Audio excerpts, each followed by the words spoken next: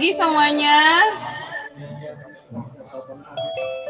Oke, sebelum kita memulai hari ini dengan camp rohani kita dan yang lain-lainnya, kita mau merenungkan firman Tuhan lebih dulu. Kita mau devotion sama-sama untuk kita juga boleh mempersiapkan hati kita untuk sepanjang hari ini. Mari sebelum kita mulai devotion kita sama-sama berdoa lebih dulu. Bapa kami yang ada dalam surga, kami mengucap syukur kalau Engkau boleh sertai setiap kami Tuhan di weekend kami kemarin.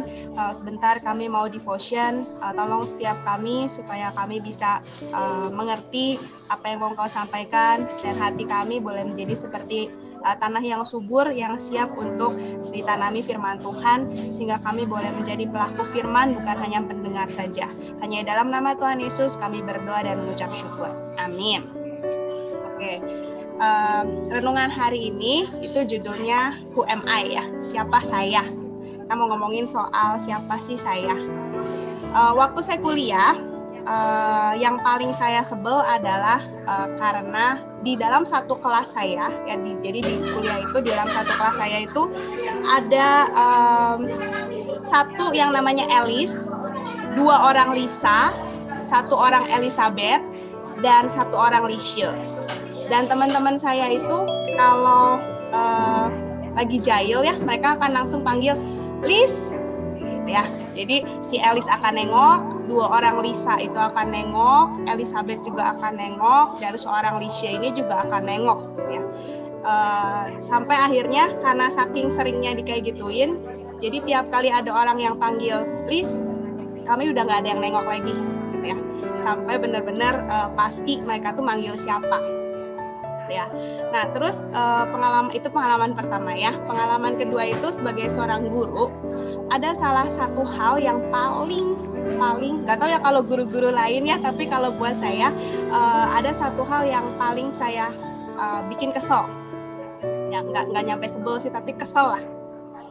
Ada yang bisa tebak apa salah satu dari sekian banyak yang bikin kesel seorang guru? Terus ngumpulin tugas, kata Miss Mimi. Nggak ada ya, nggak ketebak ya karena kamu bukan guru ya. Jadi ini salah satu yang bikin soal. Oke, Jomet ya, itu salah satu ya. Nah, yang salah satu yang bikin kesel adalah gini, kalau udah bikin soal gitu ya, udah bikin tugas, udah ada deadline ngumpulin, kemudian semua udah ngumpulin, tapi pas ngecek, pas ngoreksi itu ada si unyil gitu ya, jadi yang nggak ada nama ngumpulin. Ya kalau misalkan di dalam satu kelas yang nggak ngasih nama cuma satu orang, ya udah nggak apa-apa lah ya, kecek gitu di daftar absen. Tapi kebayang kalau misalkan di dalam satu kelas itu ada 2, 3, sampai 5 gitu ya yang ngumpulin tanpa nama. Jadi kesel gitu, walaupun mungkin jawabannya benar, tapi ini punya siapa sih gitu ya. Jadi kesel banget gitu kalau misalkan ada yang kayak gitu. Nah, identitas gitu ya, kayak nama gitu ya, terus kayak gender gitu ya, kamu perempuan atau laki-laki gitu ya. Identitas itu adalah ciri atau tanda yang melekat pada diri seseorang yang jadi kekhasannya, yang jadi specialty-nya orang itu gitu ya. Dan kita punya identitas ada banyak lah ya, yang diberi langsung ataupun yang mungkin seiring dengan kita explore diri kita menemukan identitas kita gitu ya. Kayak misalkan contoh yang kamu lahir itu kamu dapat identitasnya adalah nama gitu ya. Terus gender, kamu perempuan laki-laki. Terus nationality gitu ya, kamu kalau ya lahir di Indonesia ya kamu identitas kamu adalah warga negaranya Indonesia. Tapi along the way gitu, seiring dengan kita boleh terus bertumbuh dan bertambah dewasa, mungkin ada identitas lain yang kita temukan sepanjang proses kehidupan kita ya. Jadi ada yang mungkin identitasnya jadi introvert atau extrovert, atau identitas yang kita ambil sendiri atau yang dilabelin sama orang lain, ada banyak ya. Nah, identitas itu akan menentukan seperti apa kitanya. Nah, apa yang kita percaya tentang diri kita itu akan menentukan kita itu kayak apa. Identitas bisa berubah nggak?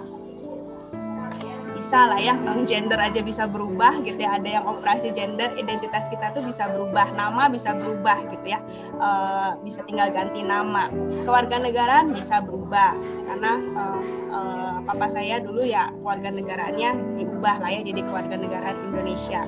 Tapi ada loh satu identitas yang nggak berubah dari dulu, sekarang, dan sampai selama-lamanya. Nah, identitas kekal ini yang kita mau sama-sama paham, karena yang kekal itu pasti jauh lebih meaningful ya dibandingkan sesuatu yang temporary. Nah, kita mau sama-sama baca di Kejadian 1 ayat 27. Kejadian 1 ayat 27 dikatakan, kalau kejadian itu kan kejadian ya, jadi ini awal dari penciptaan. Oke, Kejadian 1 ayat 27, firman Tuhan katakan, maka Allah menciptakan manusia itu menurut gambarnya. Menurut gambar Allah diciptakannya dia, laki-laki dan perempuan diciptakannya mereka. Ya, ini identitas kekal kita sebenarnya.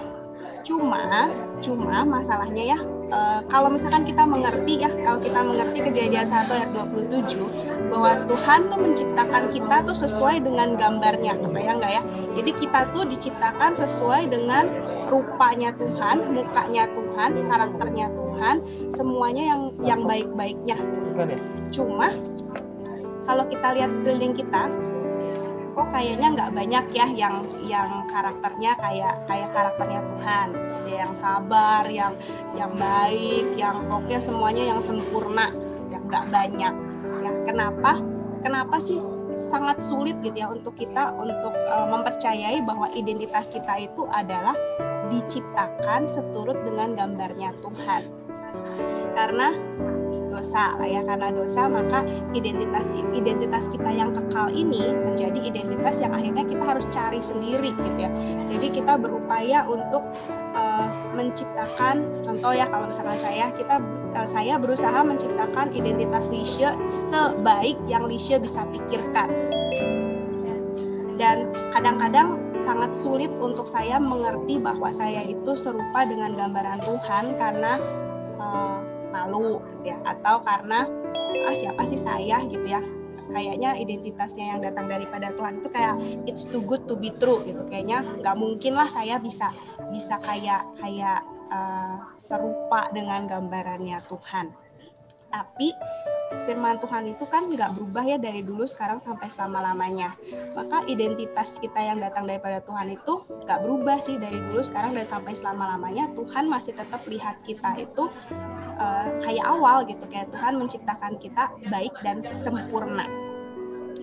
Jadi di dalam proses kita hidup, marilah kita mau sama-sama belajar untuk mengambil Kejadian 1 ayat 27 ini menjadi identitasnya kita. Kita mungkin punya nama yang sama ya, jadi kayak saya sama teman saya itu ada Elis, ada Lisa, ada Elizabeth, ada yang lainnya itu mungkin kita punya kesamaan suku kata ya, Lis.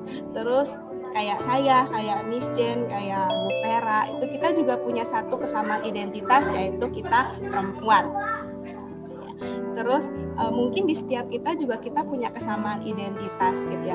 Tapi jangan lupa bahwa identitas kita itu unik di hadapan Tuhan, dan mari kita mau sama-sama belajar untuk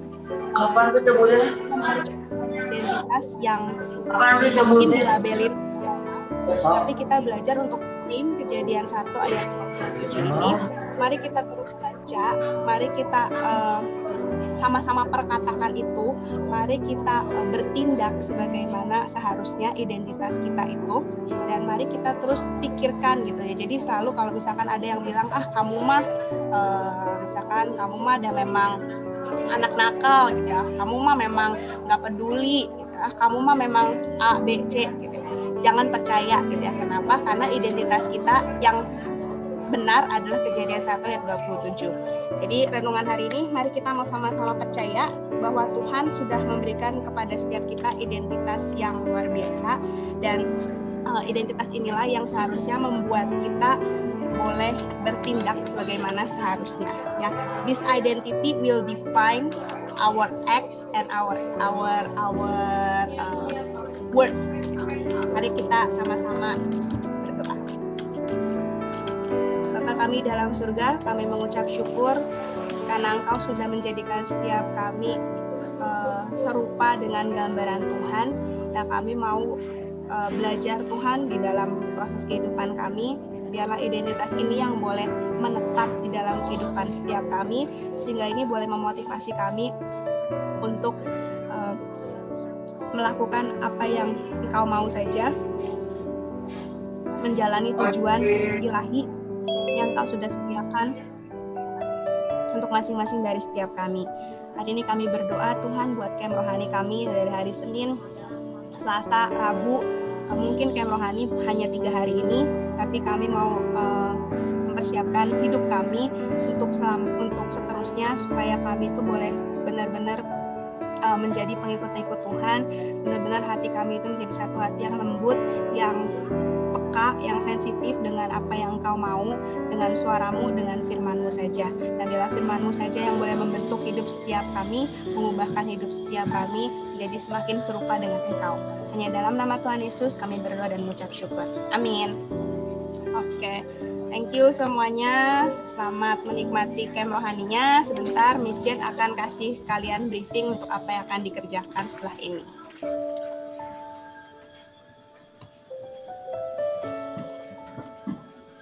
Thank you Miss Lisha. Oke, selamat pagi semuanya.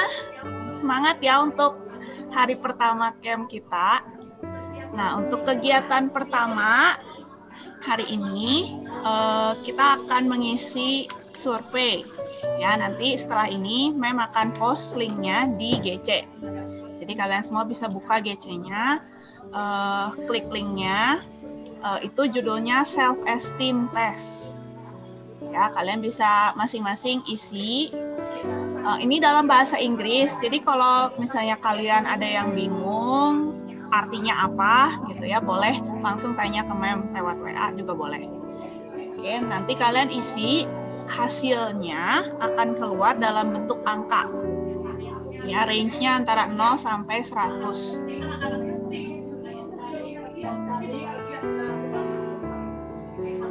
Oke, range-nya antara 0 sampai 100, dan nanti di sana juga akan ada penjelasan singkat tentang angka itu maksudnya apa. Gitu ya. Nanti angkanya minta tolong kalian tuliskan di GC. Ya, jadi nanti di GC itu ada tempat untuk kalian nulis hasil skor kalian. Jadi nanti kalian skornya dapat berapa, tulis aja angkanya itu di GC. Gitu ya. Oke, jadi simple ya. Kalian punya waktu sampai jam 9.45. Ya, banyak waktunya 45 menit. Kalian stay aja di GC gitu ya. Sambil kalian isi surveinya. Nanti 9.45 Mem akan ngejelasin gitu ya surveinya maksudnya apa. Gitu. Oke? Mem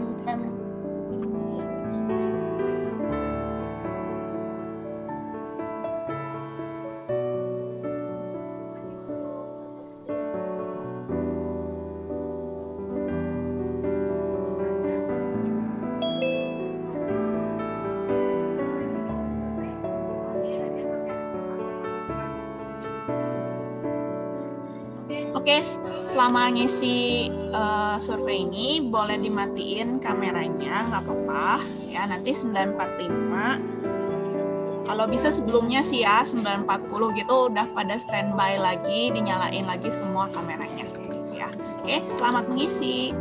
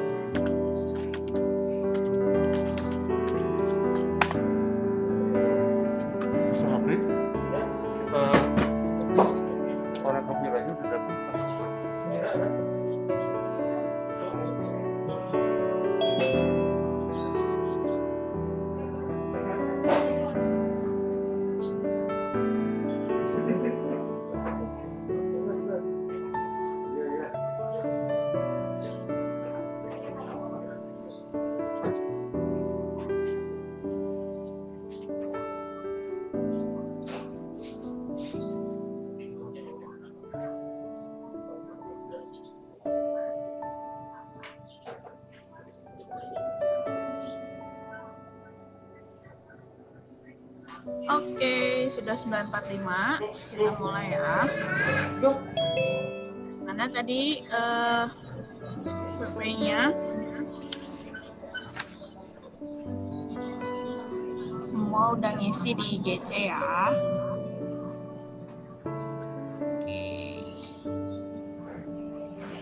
Oke, jadi gimana tadi hasilnya? Sebentar. Apakah ada yang dapat hasilnya di atas 80? Hampir miss, 77. Hampir. Oke, yang di atas 80 bisa dikasih jempol. Tunjukkan jempolnya.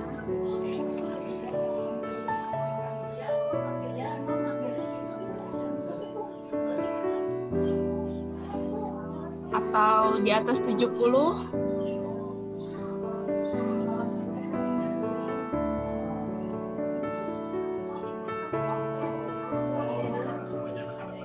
Ada yang antara 50 sampai 70.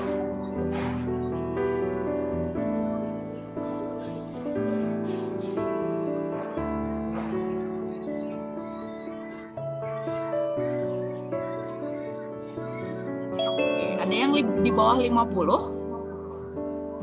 Aku kan 49. Oke, ada ya. Ada yang 40-an. 60-an, 70-an.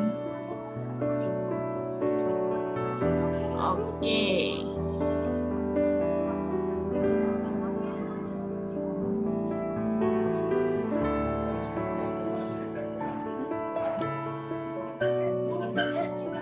Oke, range-nya lumayan besar ya. Nggak apa-apa. Oke, kita lihat ya, ini maksudnya apa sih? Terus ngapain sih mem ngisi survei ini?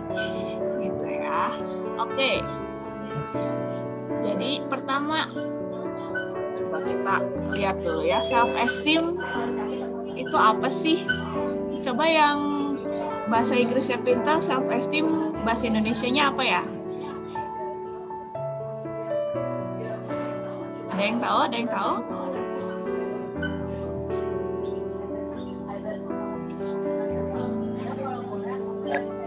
Mungkin menyanyi harga diri, ada yang bilang kepercayaan diri, percaya diri. Oke, jadi self esteem itu kurang lebih bahasa Indonesianya itu kepercayaan diri, ya. Oke, jadi ini seberapa besar, seberapa tinggi kita menghargai diri kita sendiri. Oke, jadi kalau misalnya kita mau kasih skor untuk diri kita sendiri, mau kasih nilai untuk diri kita sendiri, kira-kira nilainya berapa? Nah, angka yang kalian dapat tadi itu adalah nilai yang kalian berikan untuk diri kalian sendiri. Ya, seberapa pintar, seberapa cantik, seberapa hebatnya diri kalian. Gitu ya. Nah, jadi kenapa sih self esteem ini, kepercayaan diri ini penting dalam hidup kita? Gitu ya. Nah, ini ciri-cirinya nih. Kalau misalnya kamu punya kepercayaan diri yang sehat, bukan tinggi ya, tapi sehat. Ya, kalau orang yang kepercayaan dirinya baik, itu biasanya dia bisa menolak orang lain. Kalau misalnya dia nggak mau atau mungkin ada alasan lain, itu dia bisa able to say no. Terus dia bisa menerima kritik dengan baik juga. Ya, kalau dikritik tuh nggak langsung pundung atau nggak langsung jadi minder, tapi dia bisa dengan objektif introspeksi diri. Dan dia juga bisa mengidentifikasi, oh aku nggak bisa nih ngerjain ini sendiri, terus dia minta tolong ke orang lain. Nah, orang yang kepercayaan dirinya baik juga bisa. Nah, kalau orang yang kepercayaan dirinya rendah, ya, biasanya dia dipuji pun susah menerima gitu ya. Padahal lagi dipuji gitu, tapi dia susah untuk menerima. Terus dia selalu merasa kayaknya orang lain itu lebih baik daripada dia. Ya, kayaknya dia tuh kalau ngelakuin apa-apa tuh nggak bener gitu ya. Terus selalu takut kalau ngelakuin sesuatu itu dia akan gagal. Jadi dikerjain juga belum, tapi udah takut gagal gitu ya. Biasanya orang yang kepercayaan dirinya rendah itu seperti ini. Nah, apa sih pentingnya kepercayaan diri? Ya, kalau kamu punya kepercayaan diri yang sehat, ini mempengaruhi banyak dalam hidupmu. Salah satu yang paling dipengaruhi adalah pencapaian, achievement kamu, gitu ya. Seberapa banyak kamu bisa mencapai dalam hidup ini, itu sangat dipengaruhi sama kepercayaan diri kamu. Ya, seperti ini pada kenal ya dari film Kung Fu Panda. Ini ada quote yang baik banget dari Master Shifu. Katanya, before the battle of the fist comes the battle of the mind. Jadi sebelum kita terjun melakukan apapun, kita mungkin nggak berantem pakai tangan, kaki, kayak di Kung Fu Panda ya. Tapi maksudnya saat kita melakukan sesuatu, misalnya sehari-hari kita mau ulangan aja misalnya. Kalau sebelum belajar pun kita udah merasa ini pelajarannya susah banget, aku nggak akan bisa, ya udah pasti nggak akan bisa. Ya, tapi kalau misalnya mindset kita di awalnya, ya sih memang ini pelajarannya susah, tapi aku mau berusaha gitu ya, aku mau cari cara gimana caranya, aku mau belajar, aku mau give my best gitu ya, mau berusaha sebaik-baiknya, hasilnya juga nanti akan beda. Jadi mindset kita sebelum kita melakukan sesuatu itu mempengaruhi hasilnya akhirnya nanti gimana saat kita melakukan itu. Gitu ya. Nah, salah satu juga yang dipengaruhi oleh kepercayaan diri adalah hubungan kita dengan orang lain. Ini sangat-sangat dipengaruhi oleh rasa kepercayaan diri kita. Gitu ya. Jadi yang gampangnya kalau misalnya kita pede gitu ya, kita merasa nyaman dengan diri kita sendiri, saat kita berhubungan dengan orang lain juga akan lebih lancar gitu ya. Kita tahu untuk gimana caranya menghargai diri kita sendiri. Jadi walaupun orang lain mungkin kurang menghargai kita, tapi ya buat kita itu nggak masalah karena kita bisa menghargai diri kita sendiri. Tapi kebayang kalau misalnya kita udah merasa kita itu jelek, kita itu bodoh, terus kita itu nggak bisa apa-apa, terus ketemu orang lain yang nggak suka sama kita, ya udah makin parah gitu kan. Kita juga nggak akan bisa membangun hubungan yang baik dengan orang lain. Susah lah, bukan yang nggak bisa, tapi susah, akan lebih susah. Gitu. Nah, ini kita kebalikannya sekarang. Tadi kalau kita punya kepercayaan diri yang sehat, sekarang kalau kepercayaan diri kita rendah. Tadi Mem juga udah nyebutin beberapa ya. Hasilnya atau akibatnya gitu ya, salah satunya kita pasti depresi. Maksudnya logikanya kalau misalnya kita merasa kita itu jelek, kita itu bodoh, pasti nggak akan ada orang yang happy gitu kan. Nggak mungkin orang itu happy kalau dia merasa dirinya sendiri itu nggak bisa apa-apa gitu kan. Jadi ya akibatnya jadinya orangnya sedih, depresi gitu ya, karena merasa dirinya sendiri kayaknya nggak bisa apa-apa, kok kayaknya lebih jelek daripada orang lain gitu ya. Begitu ini maksudnya jadi tidak bisa memenuhi potensi gitu ya. Jadi kalau misalnya kita dikasih talenta nih, kita dikasih talenta 50 gitu ya, tapi kalau kita kurang pede gitu ya, kalau kepercayaan kita rendah, kita nggak bisa perform melakukan sesuatu sampai 50 gitu ya. Karena balik lagi yang tadi, apa yang kita lakukan itu dipengaruhi oleh mindset kita. Jadi kalau kita dari awal kita udah mikirinnya gagal gitu ya, ya susah untuk kita untuk sukses kalau kita melakukan apapun. Gitu. Jadi walaupun kita dikasih talentanya misalnya sampai 100 pun, tapi kalau misalnya kita nggak pede, kepercayaan diri kita rendah, nggak akan mungkin kita bisa mencapai sampai 100. Sayang banget ya. Padahal kita udah dikasih, udah ada dalam diri kita gitu ya. Dari Tuhan dikasih talentanya 100.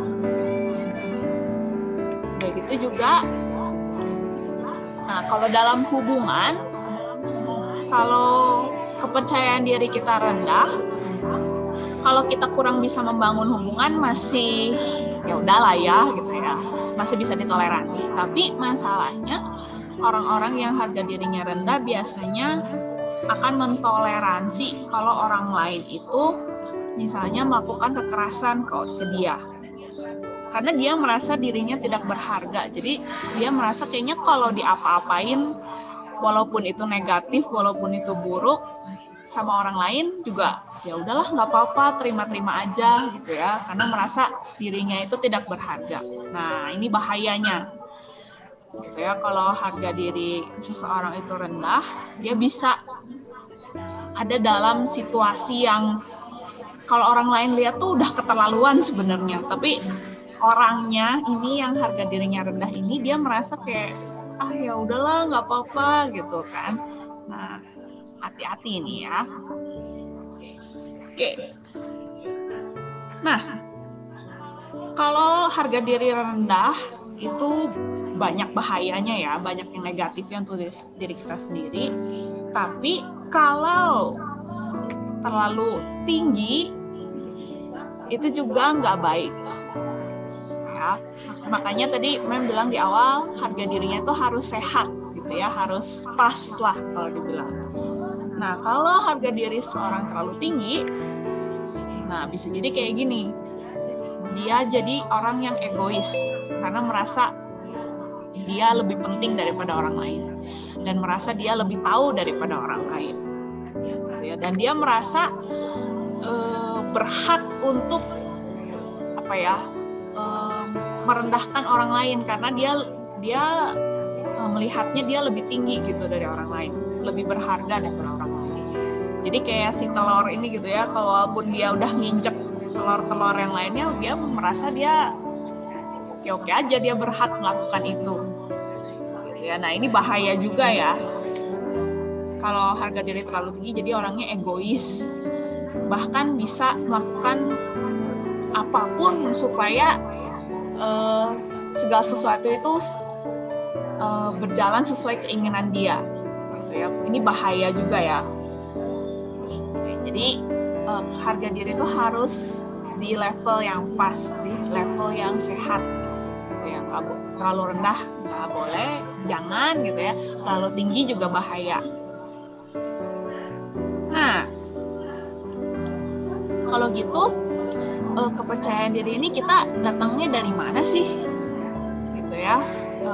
Kok kita bisa menilai diri kita sendiri itu rendah, tinggi, atau cukup gitu ya, sehat.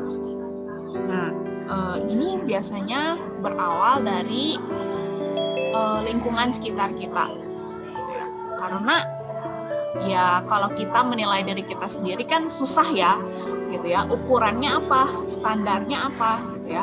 Nah standarnya biasanya kita lihat dari sekitar kita gitu ya. Jadi biasanya kita tuh mendengarkan gitu dari orang lain. Misalnya papa mama bilang aku itu kayak gimana sih, Koko, Cici, Dede bilang aku itu kayak gimana, teman-teman aku bilang aku itu kayak gimana. Nah dari situ, dari semua itu sama kita tuh dikumpulkan, dirangkumkan lah istilahnya gitu ya. Oh jadi kayaknya sih ya aku itu nilainya segini gitu menurut aku. Nah tapi masalahnya gitu ya, pendapat orang tuh kan beda-beda ya gitu ya. Misalnya papa mama bilang kamu tuh pinter gitu ya, Tapi terus kalian ketemu teman kalian, terus teman kalian bilang, kamu bodoh banget sih, kayak gini aja nggak bisa. Lah terus jadi sebenarnya aku itu pinter atau bodoh gitu kan. Terus ada juga yang bilang, misalnya ada satu teman kamu bilang, gila kamu kurus banget gitu. Terus ketemu teman yang lain bilang, kamu gendutin ya? Lah, jadi yang benar yang mana gitu kan? Aku kurus atau gendut kan? Nah, karena inilah kadang-kadang yang membentuk kebingungan gitu ya dalam hidup kita. Orang ada yang ngomong gini, orang lain ngomong gitu. Terus kita harus ngedengerin siapa dong gitu ya. Jadi kayak di gambar ini gitu ya, kita tuh kayak ya bingung gitu, mau dengar siapa, jadi siapa yang benar gitu, karena banyak banget pendapat di sekitar kita. Nah, untungnya kita sebagai orang percaya, kita kenal satu orang, satu pribadi yang punya jawabannya gitu ya, punya jawaban paling benar lah gitu ya. Karena kenapa dia punya jawaban yang paling benar gitu ya? Yang jelas dia yang menciptakan kita. Tuhan itu yang menciptakan kita. Jadi dia tentu saja Tuhan tahu kita tuh orangnya seperti apa. Orang dia yang bikin kita kok gitu ya. Terus Tuhan juga tahu seberapa berharganya kita. Sama seperti Steve Jobs menciptakan Apple, dia kasih harga gitu kan, HP iPhone itu berapa harganya. Nah, Tuhan juga yang menciptakan kita, dia pasti tahu kita tuh harganya berapa di matanya Tuhan gitu ya. Dan itu pasti udah jawaban yang paling benar, karena dia yang bikin kita loh. Jadi pasti dia yang paling tahu luar dalamnya kita seperti apa ya, proses bikin kita kayak gimana gitu ya. Terus kita orangnya seperti apa, dia bahkan lebih tahu daripada diri kita sendiri. Gitu. Jadi selama camp 3 hari ini, gitu ya, kita mau belajar untuk melihat diri kita sendiri, tapi dari kacamatanya Tuhan. Gitu ya, kita mau mute dulu. Gitu ya, apa kata orang tua, apa kata koko, cici, dede, apa kata temen, pokoknya apa kata siapapun di luar sana, kita mau mute dulu. 3 hari ini kita mau mendengarkan, mau berusaha mengerti apa kata Tuhan tentang diri kita sendiri. Gitu. Ya, jadi untuk menutup, mau bagiin ayat ini gitu ya. Yuk kita semua baca bareng-bareng, gak usah di unmute, kalian baca aja. Kalau nggak keluar suara pun baca dalam hati dan dimengerti dan diimani ya. Mazmur 139 ayat 13 sampai 16.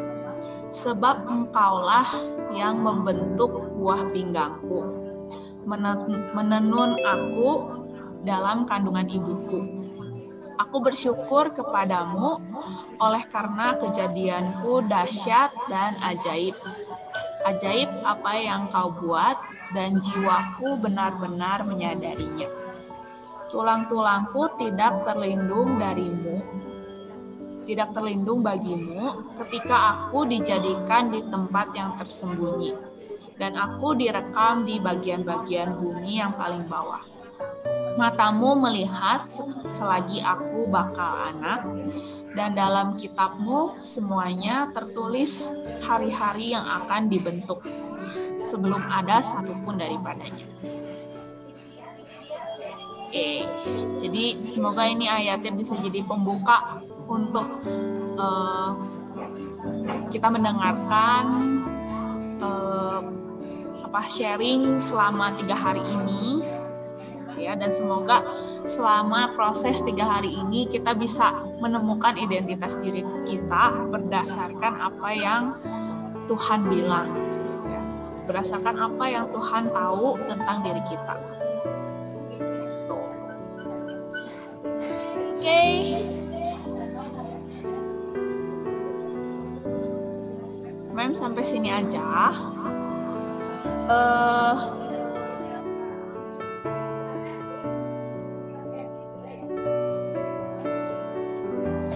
Oke, Miss Tasya akan memberikan pengumuman ya. Thank you semuanya. Oke, halo semuanya. Oke, kita udah selesai ya dengan sesi Miss Jen. Dan saat ini kita mau masuk ke break ya. Kita break dulu. Nah, breaknya itu dari jam 10.15, kita agak lebih cepat ya, 10.15 sampai 10.45. Nah, Mem harap ketika 10.45 itu bisa langsung join Zoom, karena kita akan langsung mengikuti sesi 1. Ya, jadi jangan sampai terlambat masuk Zoom-nya, supaya kita tidak ketinggalan berkat lewat sesi yang akan kita ikuti bersama. Jadi sekali lagi 10.45 Mem harapkan semua sudah masuk Zoom supaya kita bisa memulai waktunya tepat waktu. Oke, itu saja pengumuman dari Mem. Silakan leave dan silakan beristirahat, nanti gabung lagi 10.45. Terima kasih. Oke, shalom semua. Sekarang sudah waktunya kita untuk menyiapkan hati kita menerima berkat firman Tuhan pada sesi yang pertama ini. Pada pagi hari ini kita akan dilayani oleh penginjil Andri. Halo penginjil Andri, sudah bergabung bersama dengan kami? Halo. Hai. Nah, penginjil Andri ini dulu pernah mengajar di kita ya, di SMP Kristen Trimulya untuk pelajaran agama, dan sekarang beliau melayani di GI Gardu Jati.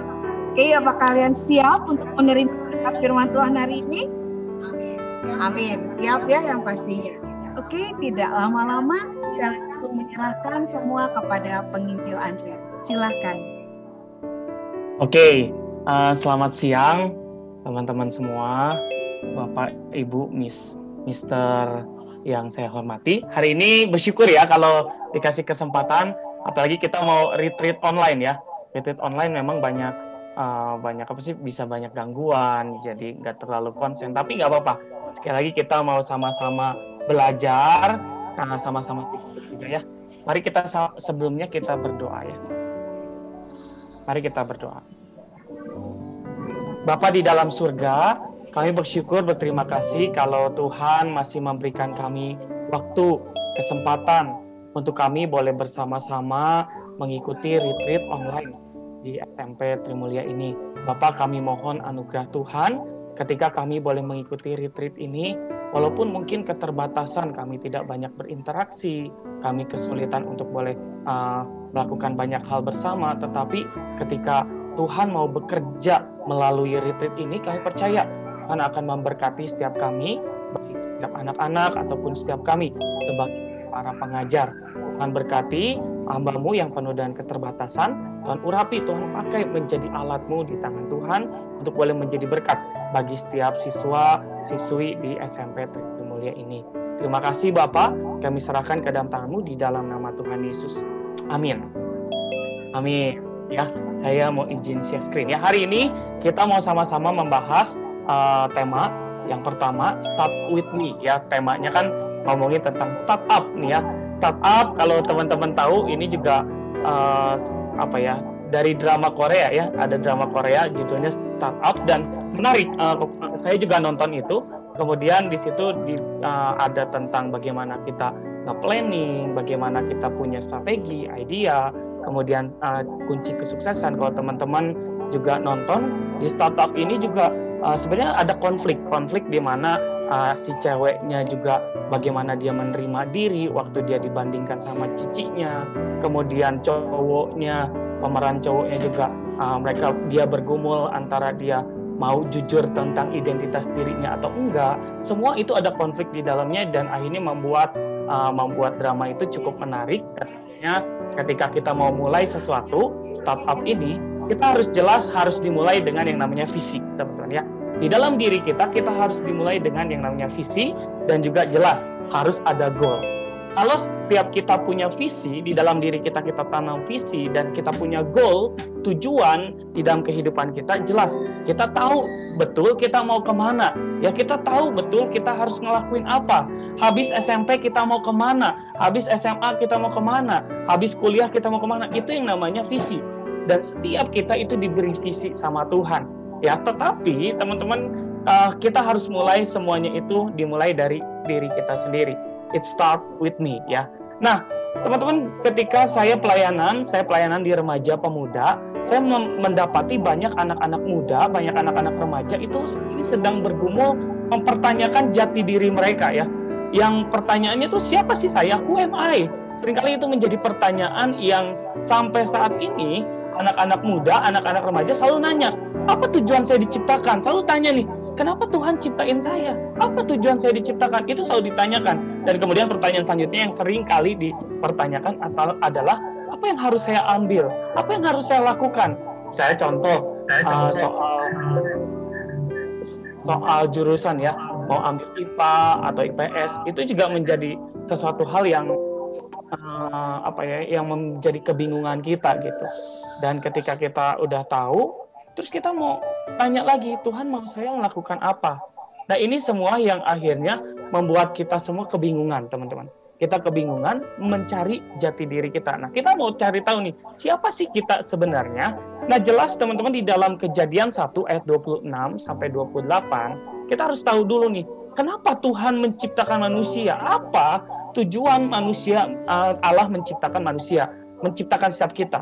Teman-teman, Allah itu menciptakan manusia, dibilang bahwa marilah kita menjadikan manusia menurut rupa dan seturut dengan rupa dan gambar Allah. Imago Dei, teman-teman. Bagaimana Allah ingin supaya kita mencerminkan Allah di dalam kehidupan kita, teman-teman. Ya, jadi kasih contoh simple, ya. Teman-teman tahu ya, Yusuf waktu ada di rumah Potifar, Yusuf itu tidak ngenalin tentang Allah, betul ya. Yusuf nggak ngomong ke si Potifar tentang, tahu nggak Allah saya gimana? Enggak. Tetapi di dalam firman Tuhan dibilang seperti ini, bahwa Potifar melihat Allah di dalam diri Yusuf. Kenapa? Karena itulah yang dibilang dengan imago Dei. Kita seharusnya ketika kita diciptakan, kita seharusnya mencerminkan atau menunjukkan bagaimana rupa Allah. Tetapi balik lagi nih teman-teman, balik lagi ya. Ketika kita di rumah, apakah mama kita bisa bilang, aku melihat Allah di dalam diri anakku? Di sini ada beberapa nama ya. Misalnya contoh nggak nyebut kalian ya. Misalnya contoh nama saya Andri. Apakah di rumah mama bilang gini, mama atau papa bilang gini, aku melihat Allah di dalam diri Andri? Ataukah kebalikan, mama kita bilang, waduh nih anak siapa kamu nih ya, nakal banget, bawang banget. Ya seringkali kayak gitu, bukannya melihat Allah tetapi melihat pribadi yang berbeda, teman-teman. Kenapa? Padahal Tuhan menciptakan manusia itu menurut rupa dan gambar Allah. Kita lihat lagi, Allah memberikan kuasa atas semua ciptaannya. Ya, kita dikasih kuasa, bahkan dikasih kuasa untuk mengatur, mengelola semuanya itu. Tetapi ya sorry to say ya, kita juga seringkali nggak jaga lingkungan, buang sampah sembarang, itu juga sering terjadi ya. Dan Allah menciptakan manusia jelas untuk memuliakan Dia. Ini tujuan, teman-teman. Ini awal-awal Tuhan menjadikan manusia itu, teman. Dan kemudian kita lihat bahwa Allah menciptakan dari debu dan tanah. Nah, waktu saya siapin renungan ini, saya sambil nanya, kenapa Tuhan ciptain dari debu dan tanah? Kenapa Tuhan nggak ciptain dari emas? Kenapa Tuhan nggak ciptain? Padahal di situ dibilang di Sungai Tigris, di sungai mana, itu ada yang disebut dengan emas itu ya, emas yang indah, batu-batu yang indah. Kenapa Tuhan tidak menciptakan manusia dari batu permata yang indah? Kenapa Tuhan nggak ciptakan manusia dari emas itu?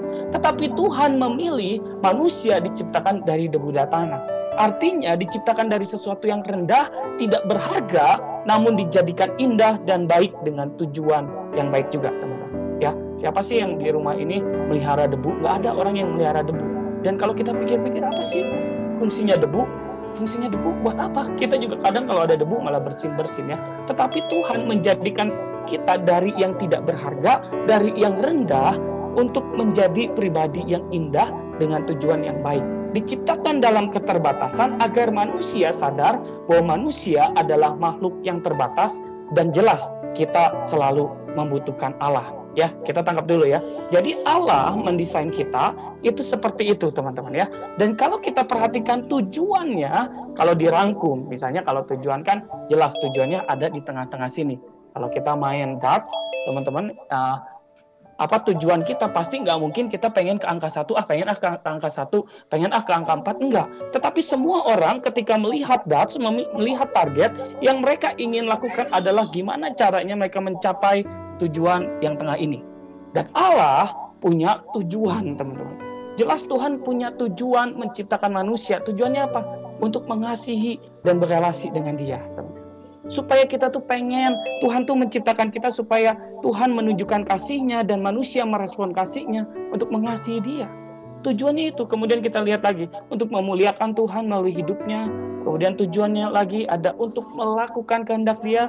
Dan tadi yang sudah disampaikan, untuk mencerminkan gambar dan rupa Allah.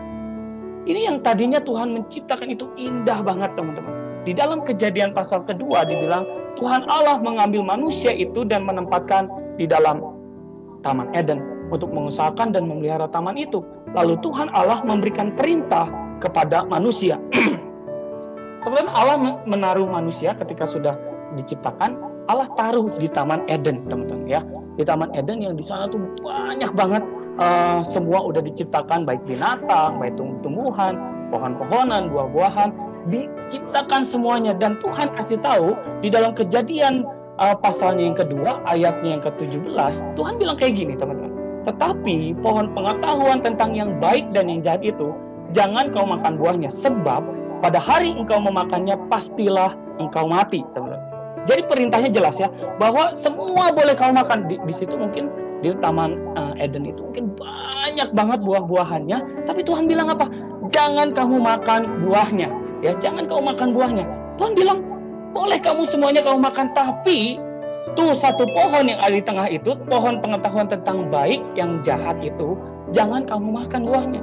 Pada hari engkau memakannya, pasti engkau mati. Teman-teman, Tuhan taruh itu untuk melihat sekali lagi respon manusia. Taat nggak sih sama Allah, teman-teman? Dan kemudian di situ diceritakan di dalam Kejadian pasalnya yang ketiga, teman-teman. Ada ular di situ ya. Si ular bilang, godain si Hawa. Nih, lihat nih, buahnya enak nih. Nih, kalau kamu makan, kamu nggak akan mati. Pasti Allah bilang kan, kalau kamu makan buah ini pasti kamu akan mati. Tapi si iblis ini pintar, teman-teman. Dia bilang, tetapi sekali-kali kamu tidak akan mati. Tetapi Allah mengetahui bahwa pada waktu kamu makan, matamu akan melihat dan kamu akan tahu mana yang baik dan yang jahat. Kasih tahu kayak gitu, teman-teman. Kemudian Hawa tergoda, teman-teman. Kemudian dia petik buahnya. Ya, kemudian dia petik buahnya, kemudian karena tergoda, terus dibilang di dalam firman Tuhan bahwa perempuan itu melihat buahnya kelihatan baik, enak juga. Udah gitu, ke Hawa makan buah ya. Makan buahnya, ini manis, enak banget nih buahnya ya, teman-teman ya. Udah gitu nggak selesai itu, di situ ada suaminya Adam. Dia bilang, Mas Adam, sini Mas Adam. Nih, cobain nih buahnya. Adam terima. Udah gitu, Adam makan juga. Dia makan juga buahnya. Bentar, habisin dulu ya. Terus tadi ngomongnya. Nah, waktu itu teman-teman, waktu akhirnya Adam dan Hawa atau manusia itu jatuh dalam dosa, waktu dia makan, manusia itu jatuh dalam dosa. Dan kita lihat, teman-teman, awalnya Adam dan Hawa tidak tahu kalau mereka itu telanjang. Awalnya mereka nggak tahu mereka telanjang. Tetapi setelah mereka makan buahnya, mereka menyadari mereka telanjang. Dan apa yang dilakukan? Yang tadinya Allah menciptakan manusia untuk fokus kepada diri sendiri, kepada Allah, dia mulai berpikir untuk fokus kepada dirinya, teman-teman.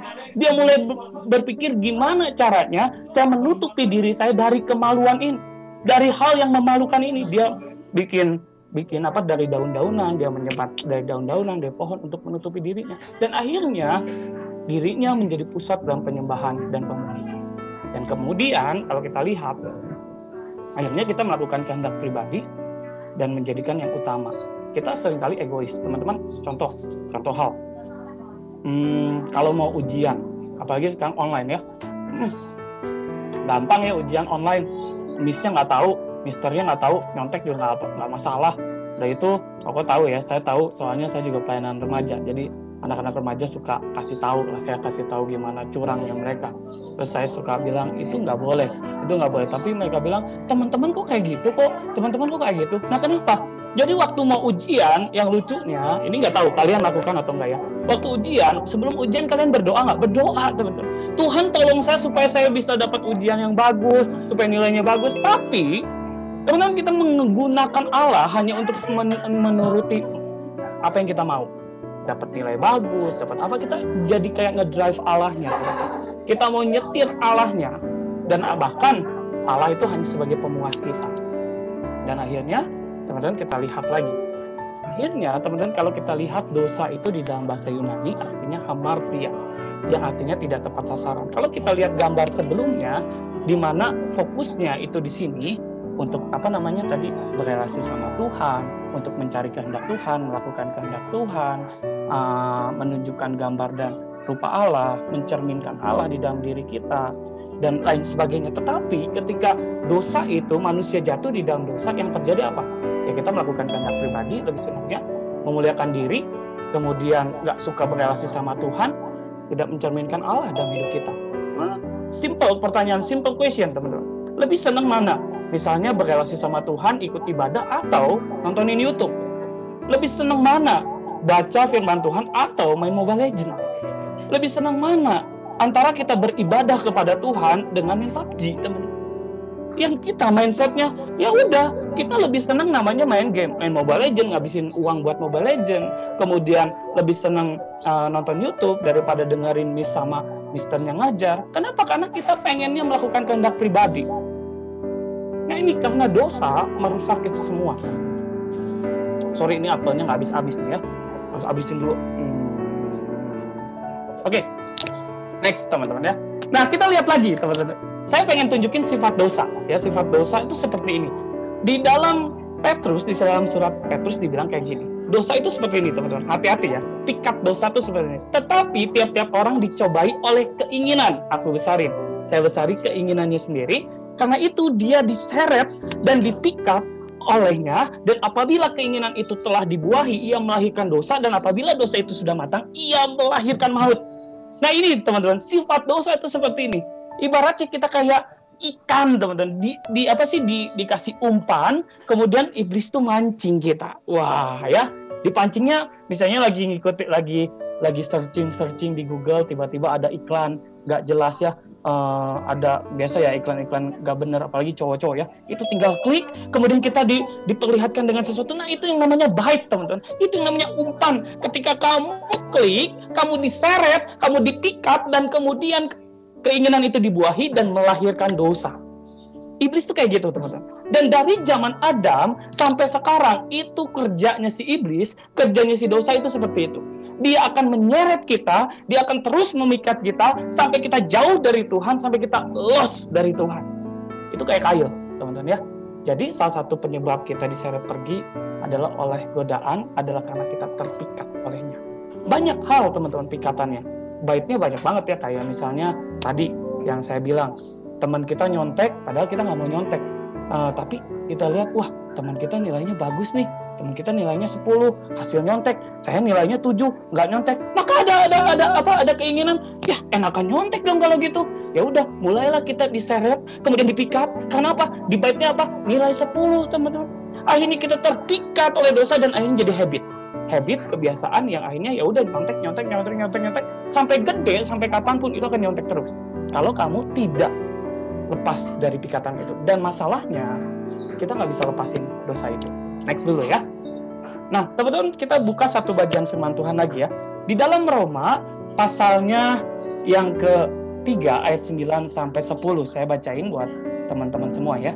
Roma, teman-teman bisa buka di Bible masing-masing.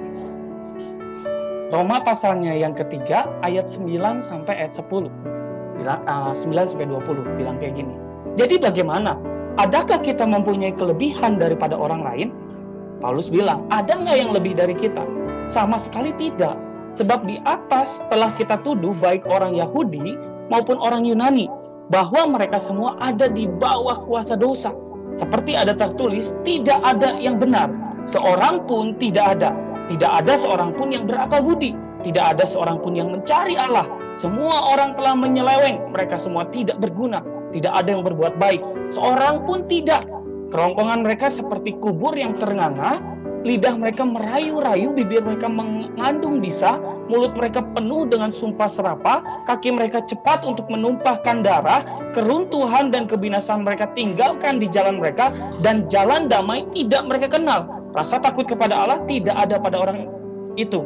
Tetapi kita tahu bahwa segala sesuatu yang tercantum dalam kitab Taurat ditunjukkan kepada mereka yang hidup di bawah hukum Taurat, supaya tersumbat setiap mulut dan seluruh dunia jatuh ke bawah hukum Allah. Sebab tidak seorang pun yang dapat dibenarkan di hadapan Allah oleh karena melakukan hukum Taurat. Karena justru oleh hukum Taurat orang mengenal dosa. Kemudian kita lihat dulu ya. Kita lihat nih apa yang ditulis sama Paulus. Gak ada seorang pun yang gak berdosa. Paulus bilang kayak gitu ya. Kemudian Paulus bilang tidak ada seorang pun yang mencari Allah. Tidak ada seorang pun yang baik. Perkataan setiap orang telah tercemar. Perbuatan setiap orang telah tercemar dosa. Setiap orang tidak takut kepada Allah. Kemudian di sini tidak ada sesuatu dalam diri manusia yang membuat layak untuk berhadapan dengan Allah yang benar. Teman-teman, kalau kita perhatiin di sini, apakah memang tujuan Allah menciptakan kita seperti ini? No, teman-teman. Inilah yang dibilang dengan efek dosa. Akibat dosa kita jatuh di sini. Gak ada seorang pun yang benar. Gak ada seorang pun yang punya keinginan rindu cari Tuhan. Makanya kenapa kalian seneng banget lebih banyak main game daripada buat cari Tuhan. Gak ada seorang pun yang baik. Perkataan tercemar, kita lebih gampang ngomongin kata-kata kasar, kata-kata kotor, daripada untuk memberkati orang. Itu bisa nggak jadi berkat? Bisa. Gak usah ngomong kata-kata kasar, itu udah jadi berkat, teman-teman. Gimana kita nggak ngelawan sama orang tua, ketika orang tua nasehatin kita oke, kita bisa bilang, oke mas, saya bisa lakuin. Kita nggak usah nunda-nunda pekerjaan. Kita bisa nggak jadi berkat di sana? Bisa. Di rumah kita bisa jadi berkat. Ketika mama bilang apa atau papa bilang apa, kemudian kita bilang yes, tunggu, kita mau kerjain teman-teman, nggak usah ditunda-tunda. Dan di situ kalau kita perhatikan, Paulus ngasih tahu di Roma 3 ayat 9-20, kita ini sedang yang namanya kehilangan identitas. Identitas apa? Identitas sebagai orang percaya. Tadi saya sempat masuk di dalam tesnya Miss Jennifer ya, saya lihat bicara tentang identitas. Nah, teman-teman, dosa itu merusak identitas kita, merusak gambar diri kita, merusak identitas kita, dan merusak yang namanya nilai diri kita. Yang artinya ketika gambar diri rusak, identitas diri rusak, nilai diri rusak, berakibat kepada kita kesulitan mengenal tujuan hidup dan panggilan kita yang Tuhan kesediain sama kita. Kita nggak tahu nih, apa sih tujuan kita hidup di dalam dunia. Betul nggak? Kenapa banyak anak muda nggak ngerti buat apa saya hidup?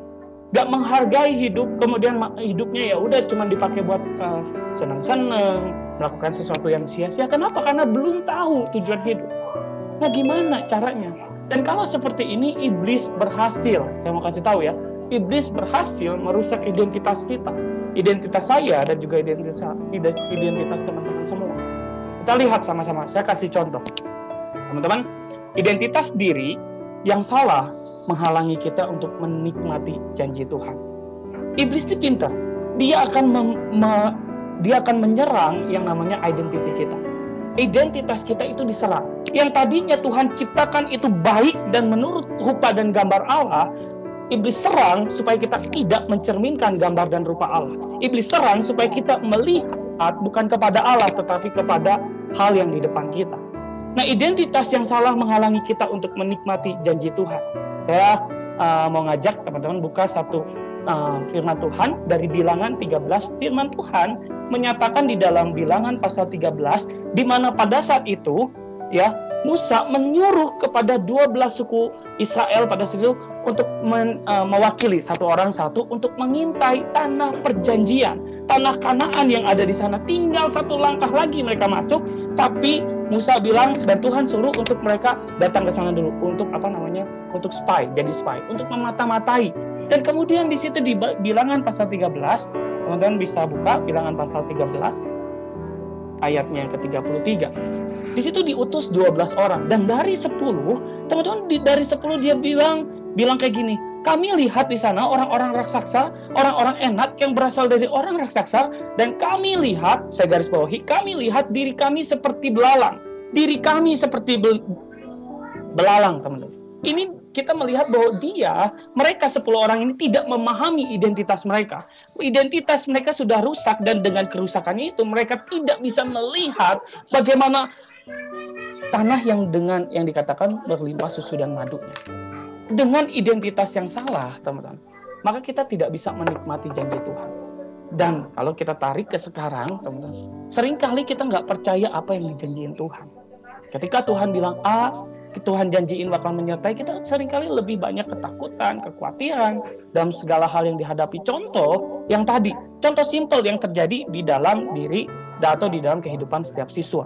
Misalnya ketika kamu lagi belajar, kamu ujian, kamu berdoa sama Tuhan, bukankah ketika kamu berdoa sama Tuhan, kamu sedang belajar mengandalkan Dia, sedang belajar depend on God. Tetapi yang kamu lakukan, kamu nggak depend on God karena kamu khawatir, kalau saya nggak nyontek, nilai saya jelek. Maka yang saya lakukan adalah saya nyontek, supaya nilai saya bagus. Bukankah kamu sedang berdoa, bilang sama Tuhan, Tuhan saya serahkan semuanya, mau nilai jelek, mau apa jelek, saya percaya Tuhan bisa bekerja. Betul kan? Tetapi yang kita lakukan adalah tidak melakukan itu, teman-teman. Kenapa? Karena kita kehilangan identitas kita. Identitas diri kita rusak, menghalangi kita melihat janji Tuhan. Bahwa walaupun jelek sekalipun, Tuhan punya rencana. Walaupun kita dapat nilai 4 sekalipun, Tuhan punya cara untuk kita bisa belajar bagaimana kita diproses sama Tuhan. Kalau kamu nilainya 10 terus, teman-teman, gimana kamu bisa belajar? Dan saya percaya Tuhan izinkan hidup ini itu nggak selalu di atas. Hidup ini kayak alat deteksi jantung ya. Kadang ada di bawah, kadang ada di atas. Kalau hidup pun di atas terus setruk, teman-teman. Kenapa? Karena ya kita nggak bisa menikmati hidup. Kadang teman-teman ada Tuhan izinkan kita di bawah. Ada kadang kita punya masalah. Ada kadang kita dijauhin sama teman. Ada kadang nilai jelek. It's okay, teman-teman. Itulah yang namanya proses. But kalau kita mau depend on God benar-benar, bersandar sama Tuhan benar-benar, teman-teman percaya semua janjinya. Even ketika nilaimu jelek, kamu harus percaya bahwa nilai jelek pun Tuhan bekerja dalam hidup. Tapi bukan artinya pas nilai jelek kemudian kamu bilang, kehendak Tuhan nih nilai jelek, karena kamu nggak usaha, teman-teman. No, teman-teman. Sekarang gini, teman-teman. Ketika kamu sudah usaha lakukan yang terbaik, ketika kamu belajar, kamu mempersiapkan diri, itu udah kamu lakukan.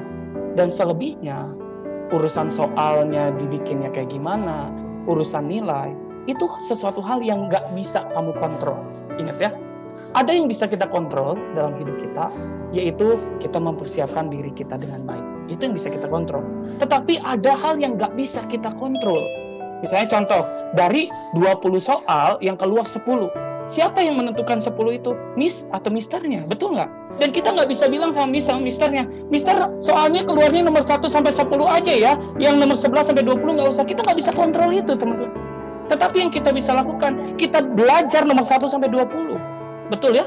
Ketika kita udah belajar 1 sampai 20, maka yang keluarnya nomor 1 sampai 10, it's okay. Kita udah bisa. Tetapi masalahnya beda ketika kita nggak mau usaha sama sekali. Ya, kalau nggak usaha sama sekali, itu namanya bukan berserah, tetapi menyerah. Nah, kita lihat lagi identitas diri. Kemudian kalau kita perhatikan dari yang tadi 10 orang ini melihat diri menjadi seperti belalang ya. Dia bilang, kami melihat diri kami seperti belalang. Teman-teman tahu nggak belalang? Belalang itu binatang yang kecil. Kalau kita jadi belalang, kita gambarkan kita jadi belalang, maka semuanya dari lensa kacamata belalang, semuanya jadi besar. Semuanya jadi menakutkan. Semuanya jadi tidak mungkin kita lalui. Nah, inilah yang dilihat oleh 10 orang ini, teman-teman. Dia menggunakan kacamatanya, identitasnya, dia memikirkan bahwa saya belalang. Maka saya tidak bisa melihat dengan luas. Saya tidak bisa melakukan itu. Saya nggak bisa ini. Mulai apa? Mulai pesimis, teman-teman, sama dirinya sendiri. Tetapi, kita lihat ya, 2 yang lain. Tetapi Yosua bin Nun dan Kaleb bin Yefune, yang termasuk orang-orang yang telah mengintai. Ngintainya kota yang sama, tempat yang sama, mengoyakkan pakaiannya dan berkata kepada segenap umat Israel, negeri yang kami lalui untuk diintai itu adalah luar biasa baiknya. Jika Tuhan berkenan kepada kita, maka Ia akan membawa kita masuk ke negeri itu dan akan memberikannya kepada kita suatu negeri yang berlimpah susu dan madunya. Teman-teman, Yosua dan juga Kaleb itu melihat yang sama tetapi dengan framework, dengan kacamata yang berbeda. Kenapa? Karena mereka mengenal diri mereka. Mereka tahu, mereka mengerti bahwa Tuhan memang sudah memberikan ini, ya pasti Tuhan akan memampukan. Walaupun ada raksasa, betul nggak ada raksasa? Betul. Ada orang-orang setinggi Goliat di sana.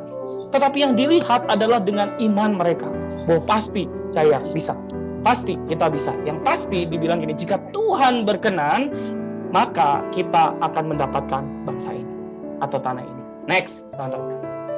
Yang kedua, teman-teman, ketika kita rusak, dosa itu merusak kita dan juga merusak identitas diri kita, dan identitas diri kita salah membuat kita underestimate kepada diri sendiri. Ingat ya, teman-teman, dosa itu membuat kita jadi underestimate sama diri sendiri. Kita lihat contohnya, teman-teman, di dalam Keluaran pasalnya yang ketiga, teman-teman bisa buka di Alkitabnya masing-masing. Keluaran 3 ayat 7 sampai 11. Tuhan berfirman kepada Musa pada saat itu. Tuhan berfirman lewat semak belukar yang terbakar tetapi nggak kebakar ya. Dan Tuhan berfirman, aku telah memperhatikan dengan sungguh kesengsaraan umatku di tanah Mesir, dan aku mendengar seruan mereka yang disebabkan oleh pengarah-pengarah mereka ya. Ya, aku mengetahui penderitaan mereka.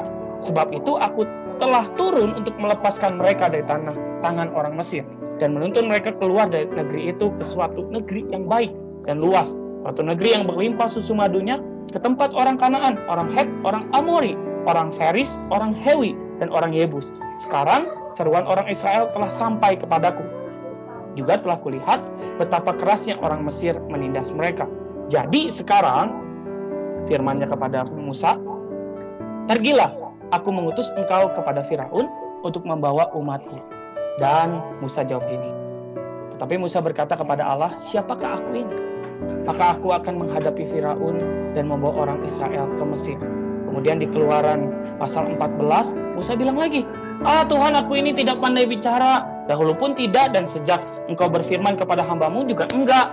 Terus dia ngomong lagi, tetapi Musa berkata, Tuhan, utus sekiranya siapa aja yang patut kau utus.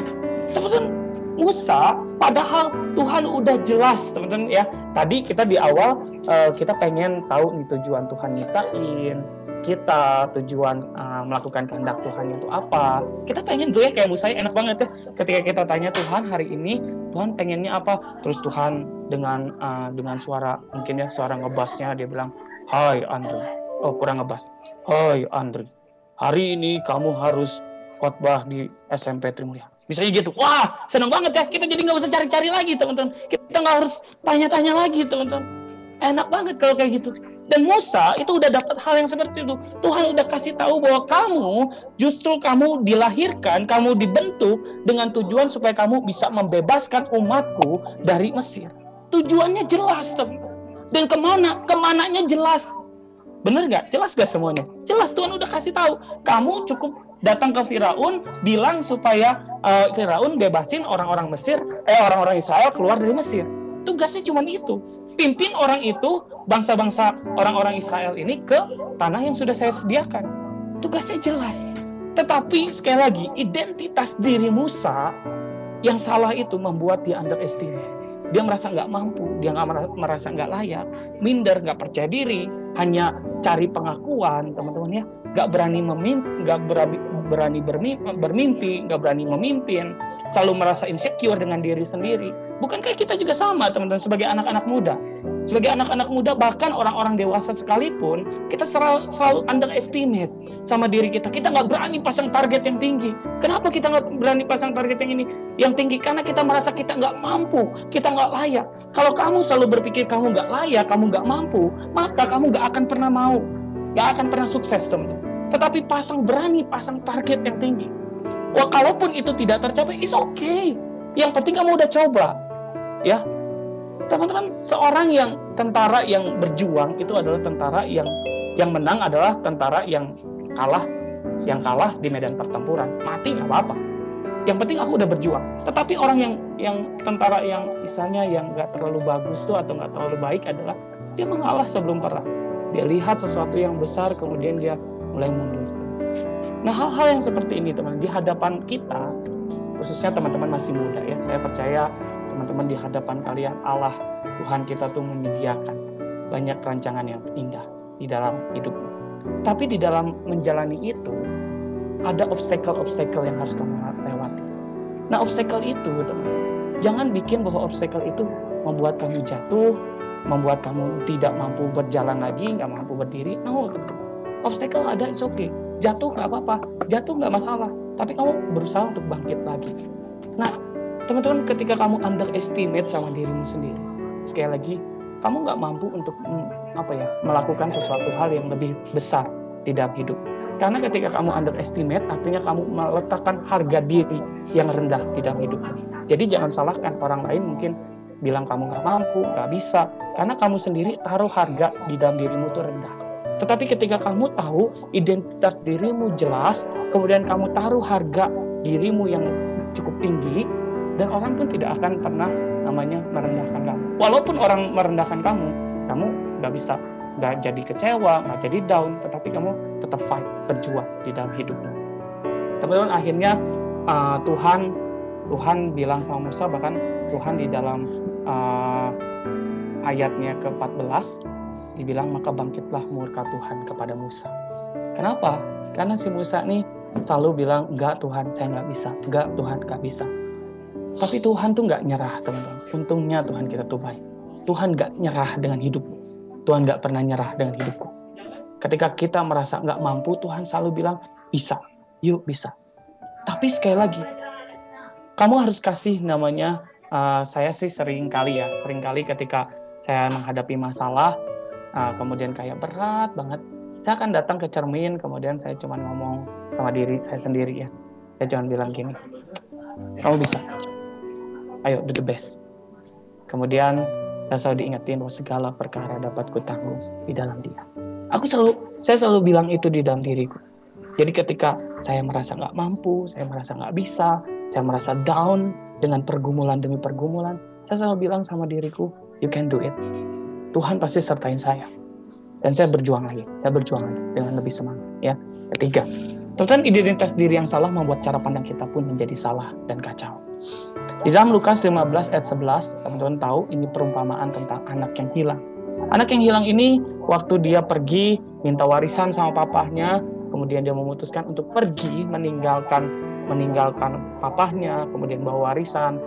Dia melakukan dosa yang parah lah. Papahnya belum meninggal tapi udah minta warisan. Kemudian pada saat dia dikatakan di dalam firman Tuhan, diceritakan bahwa terjadi kelaparan yang hebat, dan akhirnya si bungsu ini udah gak punya uang, gak punya harta, dia kehabisan semuanya, maka dia melamar jadi penjaga babi, peternak babi ya. Dan di situ sambil dia jagain babi, perutnya lapar, kemudian dia makan ampas babi itu. Sambil dia makan, teman-teman bisa bayanginnya baunya karena bersama babi, terus dia makan ampas babi. Aduh, kasihan banget.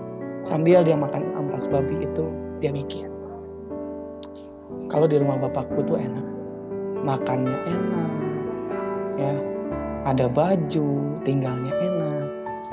Yang dipikirin itu. Kemudian dia mikir juga, oke lah, saya pulang ke rumah bapak, tetapi bukan sebagai anak, tetapi sebagai budak. Mungkin bapak akan terima saya sebagai budak. Nah, mindsetnya teman-teman. Identitas yang salah membuat cara pandang kita pun menjadi salah. Seringkali ayat ini dipakai untuk untuk menjelaskan tentang pertobatan.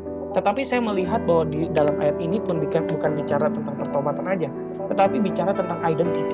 Teman-teman, ketika dia melihat dirinya hancur, melihat dirinya nggak layak, sehingga membuat dia jadi kacau. Dia hanya berpikir, saya pulang, saya akan jadi budak, saya nggak akan diterima sama bapak saya. Overthink berlebihan, teman-teman. Benar nggak? Seringkali kita sebagai anak muda juga sering overthink, teman-teman. Kita belum tahu kesusahannya apa, tapi kita udah, aduh nanti kayak gini. Padahal belum tentu. Benar nggak? Belum tentu terjadi. Kita mau melangkah, kita banyak, nanti gini, ini nanti ini, ini. Yang bikin ribet itu bukan orang lain. Yang bikin ribet sebenarnya kita, teman-teman. Ini yang sama yang dilakukan oleh si bungsu, teman-teman. Si bungsu itu berpikir bahwa nanti kalau saya pulang, papa saya marahin saya, kemudian saya nanti nggak akan diterima, ya udahlah saya jadi budak aja. Dia pikir kayak gitu, teman-teman.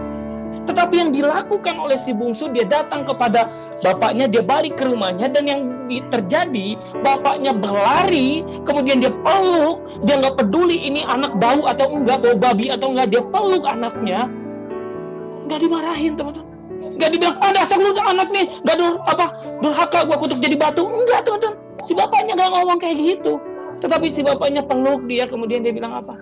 Panggil semua pegawainya. Dia bilang, berikan jubah yang terbaik, berikan kenakan cincin, berikan kasut. Itu menggambarkan bagaimana bapaknya memulihkan kondisi anak. Jubah itu bicara tentang otoriti, cincin juga bicara tentang otoriti, kasut atau sepatu. Zaman dahulu tiap budak itu nggak boleh pakai kasut atau sepatu. Jadi yang pakai kasut atau sepatu hanya orang-orang bangsawan. Nah, dikasih itu semua dan dipulihkan, teman-teman. Nah, jadi balik lagi, teman. Identitas diri yang salah akan membuat cara pandangmu menjadi salah. Melihat sesuatu itu menjadi salah. Kamu melihat orang lain, kamu bawaannya negatif aja sama orang ini. Kamu ngelihat mata pelajaran belum juga dicoba, kita udah bilang itu mah susah. Baru masuk bab baru, kita bilang aduh lihat angkanya aja udah banyak banget, aduh ini apa ini, kalkulator apa aduh udah pusing, padahal belum dicoba, teman-teman. Betul nggak? Anak-anak muda tuh kayak gitu ya, seringkali merasa insecure dengan dirinya, seringkali merasa membandingkan diri dengan orang lain. Kenapa? Karena cara pandang kita sama diri kita pun salah, teman-teman. Kita seringkali melihat orang lain lebih daripada saya, sehingga akhirnya kalau kita terus ngebandingin, kita lihat orang lain, ngebandingin diri dengan orang lain. Saya kasih tahu ya, kalau kita selalu membandingkan diri dengan orang lain, nggak akan ada habisnya. Kalau kamu terus insecure, nggak akan ada habisnya. Tetapi bagaimana kamu belajar bersyukur di dalam hidupmu? Apa yang udah Tuhan kasih, itu yang harus kamu syukuri. Dan kamu harus yakin bahwa segala hal yang Tuhan udah kasih itu yang terbaik buat kamu. Ya, next, teman-teman ya, kita lihat gimana caranya start with me. Ya, jelas. Yang pertama harus sadar bahwa kita tuh berdosa. Kita membutuhkan yang namanya Allah. Kenapa harus start with me? Teman-teman, kalau nunggu orang lain berubah, kita nggak akan pernah berubah lah. Karena perubahan dari yang kecil harus dimulai dari diri kita. Yang pertama adalah sadar bahwa kita manusia berdosa. Kemudian kedua, menemukan identitas kita dengan cara selalu dekat sama Tuhan. Harus selalu dekat sama Tuhan. Karena teman-teman, Tuhan tuh kasih tahu identity. Dia adalah sang pencipta. Tadi Miss Jennifer bilang ya, kalau kita mau tahu identitas diri kita, ya gimana caranya? Ya kita harus tanya sama sang pencipta. Ya nggak mungkin kita tanya orang lain, teman-teman. Kayak kita misalnya contoh nih, ada handphone merek Xiaomi misalnya ya, ini nggak dibayar ya, merek Xiaomi, teman-teman ya, merek Xiaomi. Kemudian aku bawa Xiaomi ini rusak, kemudian aku bawa ke Samsung Center. Nih, tolong dong benerin nih si Xiaomi. Bisa nggak? Bisa. Tetapi beda, teman-teman. Karena dia tidak mengenal spare part bagian-bagian terkecil. Bisa nggak bener? Bisa. Tapi nggak ngejamin. Beda dengan saya punya Xiaomi, kemudian saya bawa ke Xiaomi Center, and then saya bilang, nih handphone saya rusak, tolong benerin. Dia benerin. Dan kita lebih yakin. Karena itu memang dari tokonya. Itu memang produk dia. Nah, sama halnya dengan diri kita, teman-teman. Kita, ketika kita mau tahu identitas kita, tujuan diri kita apa maksud Tuhan menciptakan kita harus dekat sama dia, teman-teman. Kita harus tanya dia. Kalau kalian nggak pernah baca Alkitab, kalian nggak pernah saat teduh, nggak pernah nanya Tuhan, ya selamanya kita akan hidup di dalam kesia-siaan. Dan kita harus sadar bahwa kita tidak bisa jauh dari Allah. Harus belajar untuk mengandalkan Tuhan senantiasa. Yang kedua yang harus kita lakukan ketika kita bicara tentang start with me adalah kesiapan untuk berubah. Ketika kita sudah mengenal diri kita, sudah mengenal identitas diri kita, maka kita harus bisa hidup sesuai identitas itu. Teman-teman, kalau misalnya seorang yang miskin, kemudian dia seorang pengemis kan istilahnya yang makan seadanya, kemudian diceritakan ada seorang yang ngangkat pengemis itu, ayo makan di rumah saya. Teman-teman diajarin pegang garpu, diajarin pegang sendok gimana, mereka ya diajarin gitu. Tapi buat mereka lebih nyaman apa? Lebih nyaman pakai tangan, ya. Karena dari dulu makannya pakai tangan. Ketika diajarin pakai garpu, sendok, kemudian pakai pisau, mereka nggak terbiasa dengan itu. Mereka lebih terbiasa makan dengan tangan mereka sendiri. Langsung ya, makan gini. Diajarin sopan santun, ya mungkin 1-2 hari dia bisa ikutin, tapi lama-lama dia akan kembali. Karena identity, teman-teman. Ya, jadi ketika kamu sudah mengenal dirimu dengan baik, mari kita juga berani untuk hidup sesuai dengan identitas yang baru. Tuhan memberikan kita kesempatan yang baru untuk kita punya identity yang baru. Hanya orang bodoh yang selalu jatuh di lubang yang sama. Hanya orang bodoh yang tidak mau berubah untuk menjadi orang yang lebih baik. Ya, kok saya percaya bahwa kalian tuh bukan orang bodoh. Orang bodoh itu akan selalu melakukan hal yang sama dan gak pernah mau berubah. Tetapi orang yang smart, orang yang pintar, ada orang yang tahu bagaimana dia harus berubah. Next, teman-teman, berubah semakin mencerminkan gambar dan rupa Allah. Di dalam Yakobus 1 ayat 21-25 dibilang, karena telah nyata bahwa kamu adalah surat Kristus yang ditulis oleh pelayanan kami, ditulis bukan dengan tinta, tetapi oleh roh dari Allah yang hidup bukan dari loh batu, melainkan dari loh daging, yaitu di dalam hati manusia. Kita dibilang sebagai surat Kristus, ya, surat Kristus yang artinya orang lain akan melihat kita. Itu kita akan kembali ke tujuan kita. Identity kita adalah untuk mencerminkan karakter Allah di dalam hidupmu. Yang ketiga, keberanian untuk melangkah, teman-teman. Setelah kita beres dengan diri kita, kumpulkan keberanian untuk berani melangkah di dalam hal baru. Berani berdamai dengan diri sendiri, berani menerima kekurangan dan mensyukuri segala kelebihan yang kamu miliki. Berani untuk memasang target lebih tinggi. Jangan standarnya di situ-situ terus. Kalau kamu saat ini ranking 10, why not kamu bermimpi untuk ranking 1? Kalau kamu misalnya ranking 1, ya why not untuk kamu pikir gimana caranya juara umum. Pasang target setinggi-tingginya. It's okay. Kalau gagal, nggak apa-apa. Yang penting saya udah coba. Kecuali kamu belum coba, kamu udah nyerah. Wah, itu sayang sekali ya. Kemudian berani kembali untuk bermimpi. Terus berjuang di dalam hidupmu, mengejar tujuan hidup kita. Start with me. Harus dimulai dari diri kita. Karena ini adalah langkah kecil yang harus kita mulai. Baru kita bisa melihat yang namanya vision. Baru kita bisa menentukan yang namanya goal di dalam hidupmu. Karena Tuhan, saya mau kasih tahu, Tuhan memberikan panggilan kepadamu dengan tujuan bahwa Tuhan pun akan memampukan kamu menjalani panggilan itu. Amin. Kita berdoa ya. Mari kita sama-sama berdoa. Bapa di dalam surga, terima kasih Tuhan untuk hari ini kami boleh belajar bersama-sama bagaimana mengerti, mengenal tujuan hidupmu. Tuhan, dosa seringkali terus membuat kami jatuh, membuat kami kehilangan identitas kami, kehilangan gambar dan rupa yang Tuhan sudah sediakan bagi kami. Tetapi hari ini kami mau belajar dari setiap tokoh-tokoh yang tadi kami boleh pelajari, dari Musa, dari Yosua, Kaleb, dan juga dari perumpamaan anak yang hilang. Tuhan, tolong kami supaya kami pun punya kerinduan untuk terus mengenal Engkau, untuk terus mengenal Engkau, lebih dekat dengan Engkau, dan menemukan identitas kami. Tuhan, setiap anak-anak mudamu di tempat ini, teman-teman semua, Tuhan berkati agar setiap mereka juga lebih mengenal diri mereka. Mereka tahu bagaimana mereka mengontrol diri mereka. Mereka tahu bagaimana mereka punya visi, punya tujuan, berani untuk memasang target, berani untuk melihat bahwa Tuhan yang akan menyertai, dan berani untuk berkata bahwa kami mampu berjalan bersama dengan Tuhan, melewati semua yang akan Tuhan sudah sediakan bagi kami. Terima kasih Tuhan untuk hari ini. Saya bersyukur di dalam nama Tuhan Yesus. Amin. Amin. Saya kembalikan sambil makan apel. Amin. Puji Tuhan. Saya yakin dan percaya bahwa kita semua mendapatkan berkat firman Tuhan pada hari ini. Kita diingatkan lagi bahwa ini saya orang yang berdosa, dan saya perlu Tuhan di dalam hidup saya, dan biarlah dalam hidup saya terus berpegang kepada Tuhan. Ya, dan syukur sekali, terima kasih penginjil Andri untuk firman Tuhan yang disampaikan. Saya yakin Tuhan berbicara setiap orang berbeda-beda.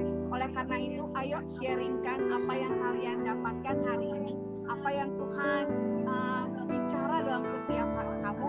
Kau bisa tulis dalam refleksi kamu nanti, kemudian kau bisa kirimkan ke wali kelas kamu, baik itu mau melalui WA boleh, mulai GC boleh, ataupun ada pokok-pokok doa yang hendak kamu sampaikan, misalnya Mister, tolong doakan saya untuk hari ini. Ayo, jangan malu-malu begitu ya. Kita sama-sama mau mendukung, kita kepada Tuhan.